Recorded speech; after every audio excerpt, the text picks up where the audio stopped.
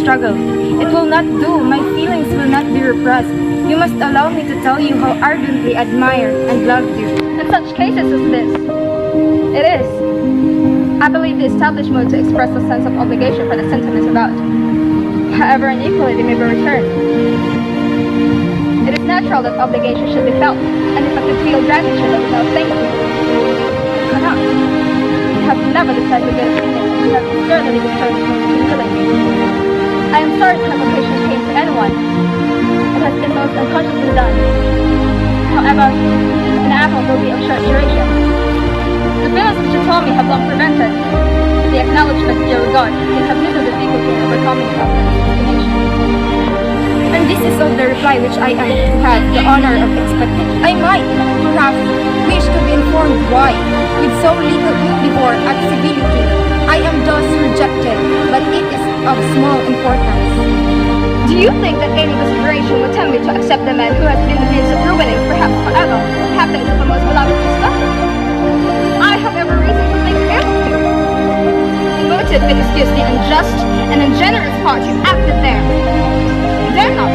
You cannot deny. You have been a principal, not the only means of dividing them from each other, of exposing one to the censure of the world for the caprice and instability, and the other to its derision for disappointed hopes, and involving them both in misery of the acutest kind. Can't you deny that you have done it? I have no wish of denying that I did everything in my power to separate my friend from your sister, or that I rejoice in my success. Towards him, I have been kinder than towards myself. But it is not merely this affair, on which what is light is founded. Long before it had taken place, my opinion of you was decided. Your character was unfolded in the recital which I received many months ago from Mr. Wickham. On this subject, what can you have to say? In what imaginary act of friendship can you here defend yourself? Or under what misrepresentation can you here impose upon others?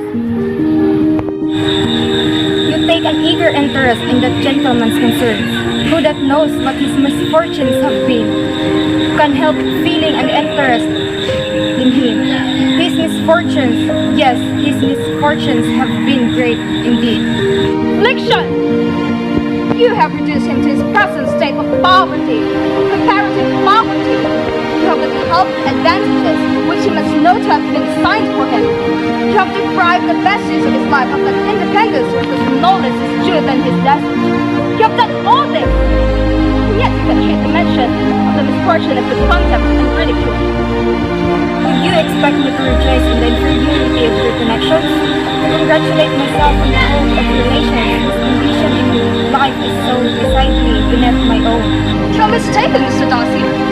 If you suppose the mode of your declaration affected me in any other way, then as it's fair to concern which I might have felt in abusing you, and you behave in a more gentlemanlike manner, you could not have made the offer of hand in any possible way that would have tempted me to accept it.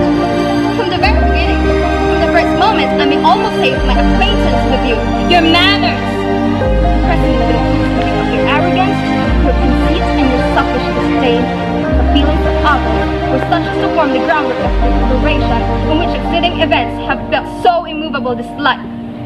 And I had not known you amount before I felt that you were the last man in the world whom I could ever be prevailed on to marry. You have said quite enough, madam. I perfectly comprehend and feeling, and have now only to be ashamed of what my own have been. Forgive me for having taken up so much of your time, and accept my